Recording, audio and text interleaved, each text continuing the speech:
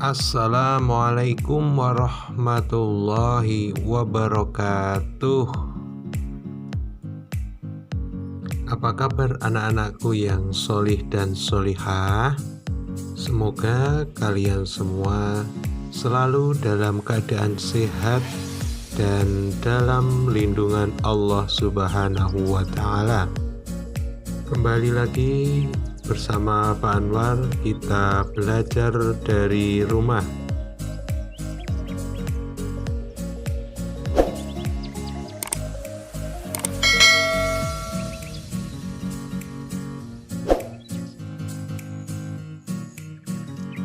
Sebelum pembelajaran kita lanjutkan, alangkah baiknya yuk kita baca doa terlebih dahulu dengan membaca doa sebelum belajar.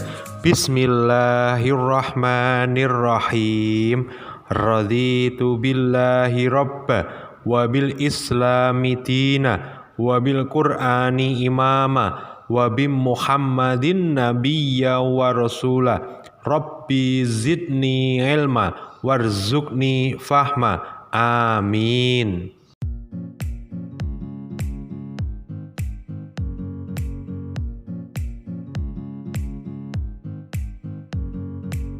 Anak-anak, kali ini kita masih membahas pelajaran yang sama, yaitu pelajaran 4 dengan tema perilaku terpuji. Tapi subtemanya yaitu tolong menolong.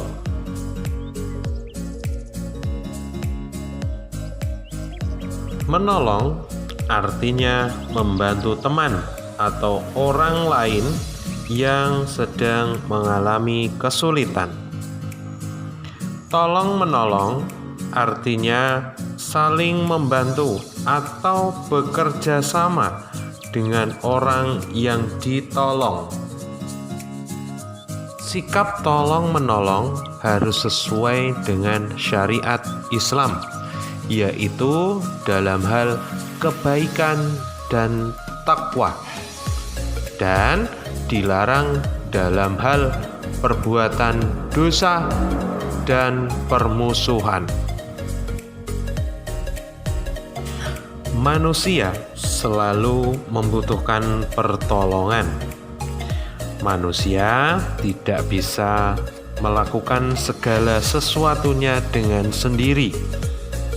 Hal itu karena manusia adalah makhluk sosial. Apa itu makhluk sosial? Makhluk sosial artinya makhluk yang tidak bisa hidup sendiri dan selalu membutuhkan orang lain. Tolong menolong perlu dibiasakan dalam kehidupan sehari-hari. Allah Subhanahu wa Ta'ala telah memerintahkan tolong menolong ini dalam Al-Quran, yaitu pada surat Al-Ma'idah ayat kedua yang berbunyi, wa ta'awanu 'alal birri wattaqwa wa la ta'awanu 'alal itsmi wal 'udwan. Dan tolong menolonglah kamu dalam mengerjakan kebajikan dan takwa, dan janganlah tolong menolong dalam berbuat dosa dan permusuhan. Agama Islam mengajarkan kepada umatnya untuk saling tolong menolong dalam hal kebaikan. Tolong menolong harus dilakukan dengan ikhlas dan tidak boleh pamrih. Jika kita melihat orang lain kesulitan atau kesusahan, maka kita harus segera menolongnya. Kemudian, jika ada orang yang meminta pertolongan, kita juga harus menolongnya. Karena memberikan bantuan atau pertolongan merupakan perbuatan yang mulia. Sikap tolong-menolong dapat kita terapkan di lingkungan keluarga, sekolah, dan juga di lingkungan masyarakat. Tolong-menolong di lingkungan keluarga yaitu sikap saling membantu antar anggota keluarga. Contohnya, membantu ibu memasak, menyapu lantai rumah, mencuci piring, atau pekerjaan rumah lainnya.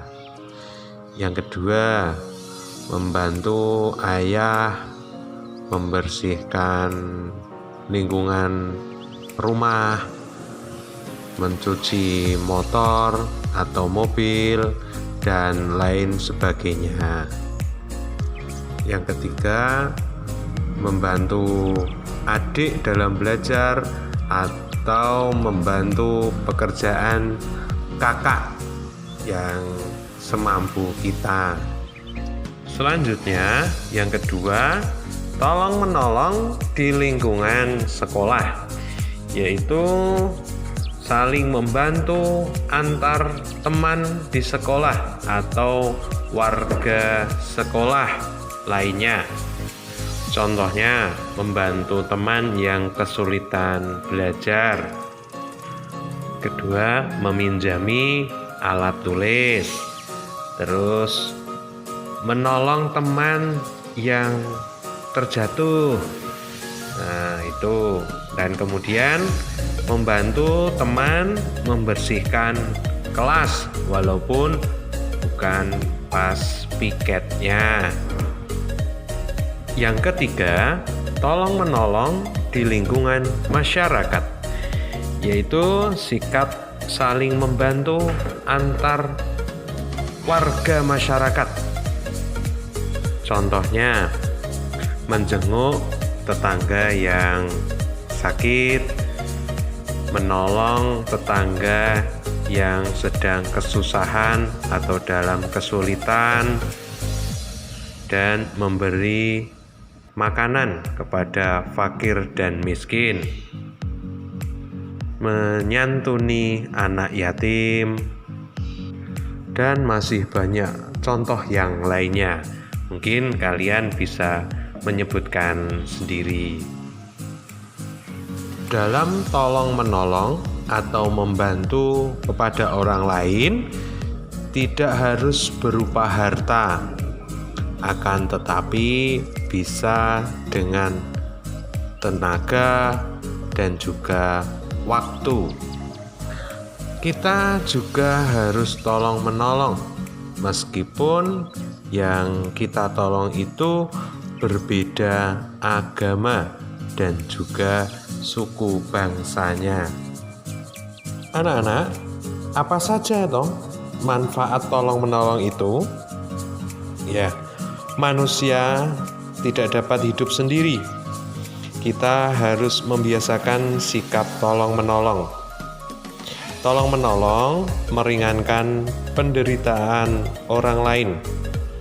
Dalam tolong-menolong bisa dengan uang, memberikan nasihat ataupun pikiran. Nah, manfaat tolong-menolong yang pertama, meringankan beban orang lain. Yang kedua, mempererat persaudaraan. Yang ketiga, pekerjaan yang berat menjadi ringan. Yang keempat, menumbuhkan kerukunan antar sesama manusia. Yang kelima, saling membantu. Biaya yang dikeluarkan relatif sedikit. Yang keenam, saling bertukar pikiran dan saling memahami. Yang ketujuh, mendatangkan pahala dari Allah Subhanahu wa Ta'ala. Yang kedelapan, meningkatkan ketakwaan kepada Allah Subhanahu wa Ta'ala. dan contoh manfaat yang lainnya masih banyak sekali. Nah, anak-anakku, itulah materi yang kita pelajari pada kesempatan kali ini, yaitu tentang tolong menolong. Nah, sekarang kita masuk pada bagian evaluasi. Nah, pada bagian evaluasi ini silahkan nanti anak-anak kerjakan pertanyaan-pertanyaan berikut ini. Nomor 1. Menolong artinya titik-titik. Nomor 2. Perintah tolong menolong terdapat dalam surah titik-titik. Nomor 3. Makhluk sosial artinya titik-titik. Nomor 4. Tolong menolong dilakukan dalam hal titik-titik. Dan nomor 5, kita dilarang tolong menolong dalam perbuatan titik-titik.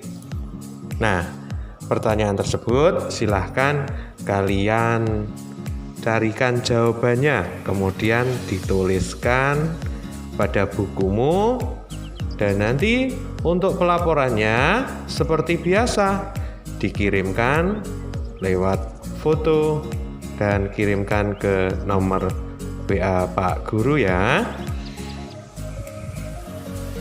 Alhamdulillah, pembelajaran hari ini cukup sekian, dan marilah kita akhiri pembelajaran kita dengan membaca bacaan kafaratul majlis bersama-sama.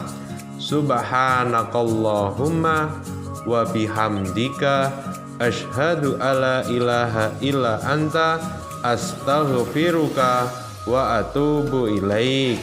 Wassalamualaikum warahmatullahi wabarakatuh.